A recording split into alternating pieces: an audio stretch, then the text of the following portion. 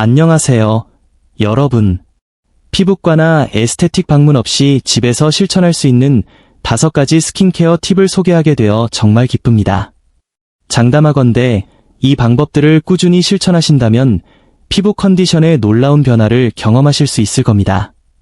현재 제 피부는 최상의 상태를 유지하고 있으며 겉으로 보이는 것뿐만 아니라 속부터 건강함이 느껴집니다. 사실 작년 한 해 동안 저는 심각한 피부 문제로 고생했습니다.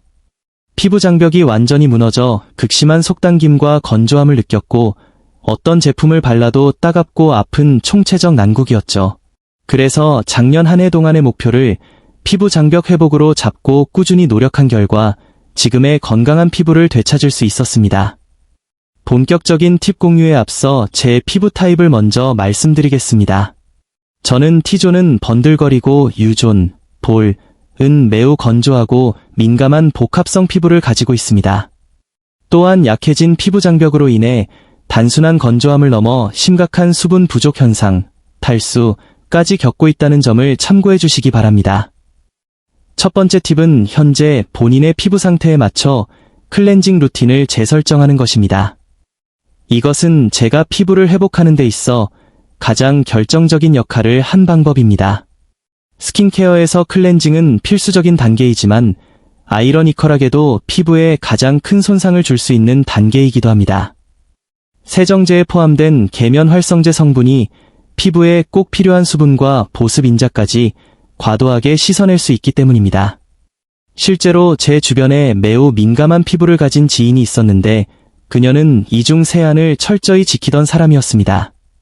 하지만 피부과 전문의 상담 결과 오히려 그 이중 세안이 피부를 예민하게 만드는 주범이라는 진단을 받고 중단하게 되었습니다. 이는 본인의 피부에 맞지 않는 잘못된 클렌징 방식이 득보다는 독이 될 수 있음을 시사합니다. 많은 분들이 고정된 클렌징 방식을 고수합니다. 저 또한 과거에는 클렌징 오일만이 정답이라고 믿었습니다.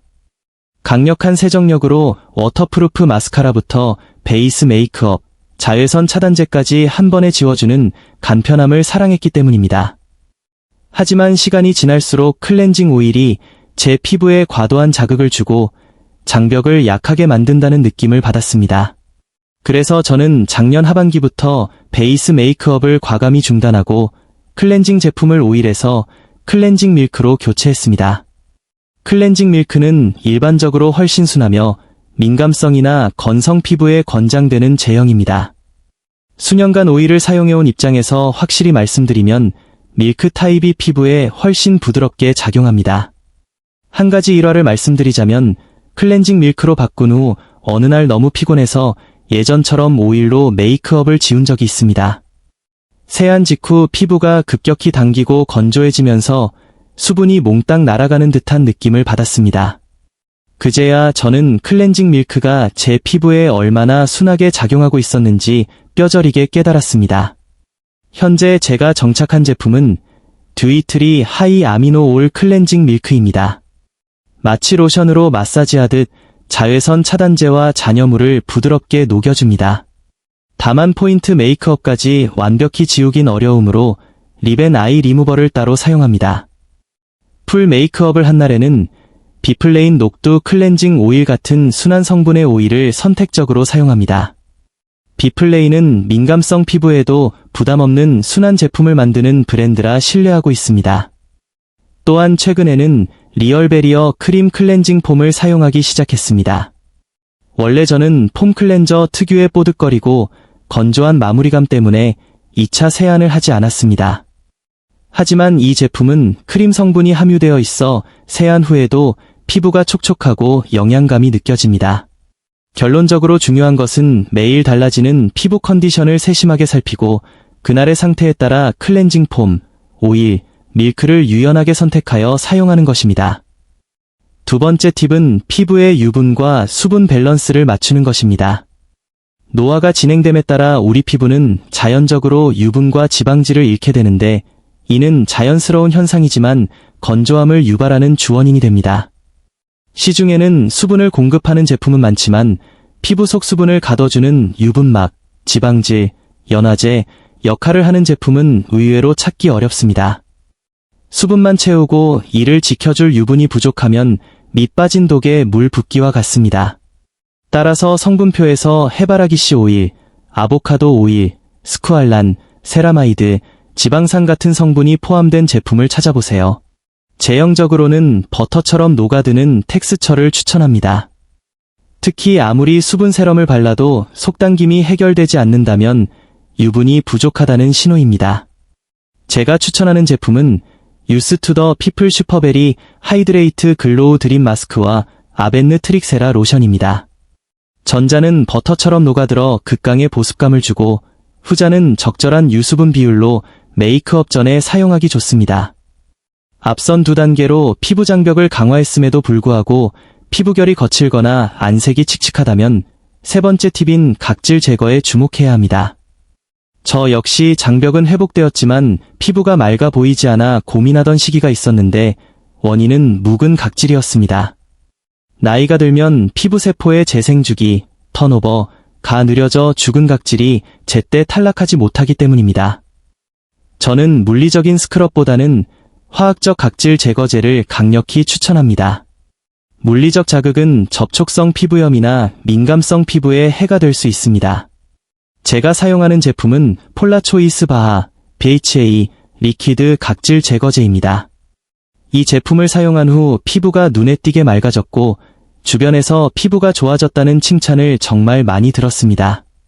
참고로 한국 내 규제로 인해 국내 판매 제품과 직구 제품의 성분 함량의 차이가 있을 수 있으니 국내는 0.5%, 해외는 2%, 성분을 확인하고 구매하시길 권장합니다. 네 번째 팁은 피부톤을 한 단계 업그레이드해주는 비타민 C 제품의 사용입니다.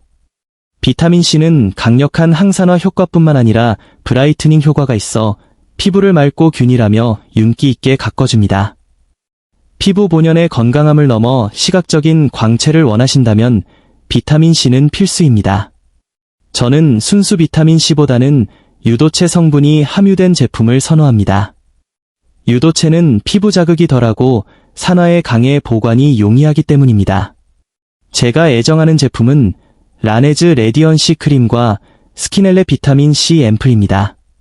두 제품 모두 유도체를 사용해 낮 시간에도 자외선 차단제와 함께라면 안심하고 사용할 수 있으며 트러블 유발이나 자극 없이 피부톤을 맑게 관리할 수 있습니다.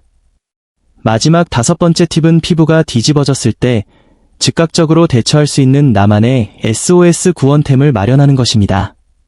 마스크 착용이나 격한 운동으로 인한 마찰과 열감은 피부 트러블의 주된 원인이 됩니다. 하지만 외출 시 마스크를 안 쓸 수도 좋아하는 운동을 포기할 수도 없는 노릇이죠. 이럴 때 저를 안심시켜주는 제품은 바로 편강률 진정 모이스처 리페어 밤입니다.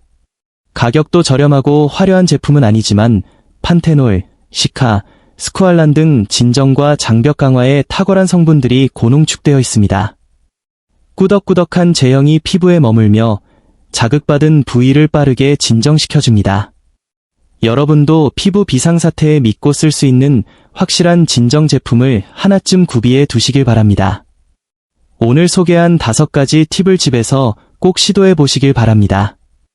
꾸준히 관리한다면 전문가의 도움 없이도 분명 큰 변화를 느끼실 수 있을 겁니다. 도움이 되셨다면 좋아요 부탁드리며 다음 영상에서 뵙겠습니다. 감사합니다.